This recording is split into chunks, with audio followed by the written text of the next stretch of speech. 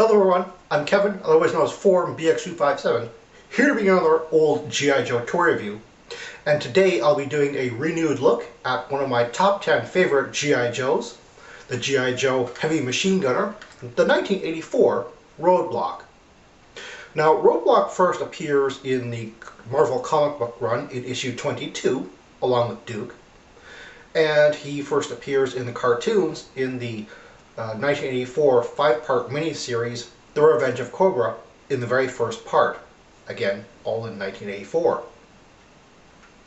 Now, I understand that some people are a little bit put off by the cartoon's depiction of Roadblock, where he has kind of a rhyming dialogue. And I was actually kind of a fan of both the cartoon and the comic book ways that they depicted him. He was always in the forefront. Like it didn't really matter to me how he spoke, but he always had not only a commanding presence, but it always seemed like both Larry Hama, who mostly did the comic books, and the various writers who did his depictions in the cartoons always seemed to have a love for putting him in a very commanding position, always very upfront. Now, Roadblock comes with his M2x Machine Gun, which is based on the real-life Browning M2 air-cooled 50 caliber machine gun.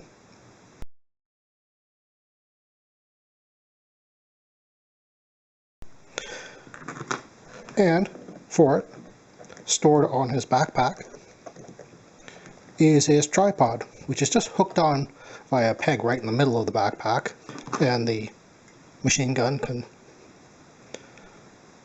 pop right into the peg. And on his backpack, we have a removable ammo box. Unfortunately, the ammo box has no way of hooking onto the machine gun. And last but not least, Roadblock comes with a helmet. Now, as you can see, the helmet doesn't have the ear holes, even though this is the standard helmet, which usually came with molded ear holes on here. My carded version does not have ear holes as well. Now, I'll have to admit, Roadblock looks a little funny without the helmet. His head is kind of a funny shape. And when it comes right down to it, his chest is very wide. As a matter of fact, I understand what Hasbro was trying to do here by making his chest so wide. They're trying to make him a very bulky, very muscular figure. Unfortunately, the standard frame for G.I. Joes still necessitated him having very narrow, very skinny arms. And on top of that, his feet are actually a little bit flat. And speaking of the feet, as you can see, I have the figure on kind of a different stand as usual. And that's because this particular stand has a very small peg. Instead of putting him on the regular peg, I put him on this one and still put some blue tack on here, because his feet are extremely fragile. If you put him on a regular peg, he would just simply break. Like his feet would just really crack off at the heel. Now, I have another figure called Starduster who has the same sculpt of lower leg, and he fits onto a peg rather fine. So it's not the sculpt, but rather I believe it's really the plastic that was made very fragile. It's just this sort of orangey brown. The same thing goes for the backpack, because it's an orangey brown as well. It has a handle on the top, but I would really caution you not to try and force it into the hand, because this handle will just snap right off. Caution also has to be made for the tripod peg. You just try not to abuse it or anything, and it'll be just fine, just a sort of in and out motion. The Roadblock figure actually replaces rock and roll. And well, it's just the figure that replaces him, because in the cartoon, in the comic books I should say, the two actually kind of work together, and they both still appear, even when they're not together, they both still appear in various missions long into the run. And on top of that, 1984 Roadblock is of course replaced by the 1986 Roadblock. And even though the original 1984 color scheme and look is rather iconic, And that's partially what I like about him, despite the flaws. The 1986 Roadblock is far better proportion and sculpt-wise, and even the color scheme is quite a bit nicer.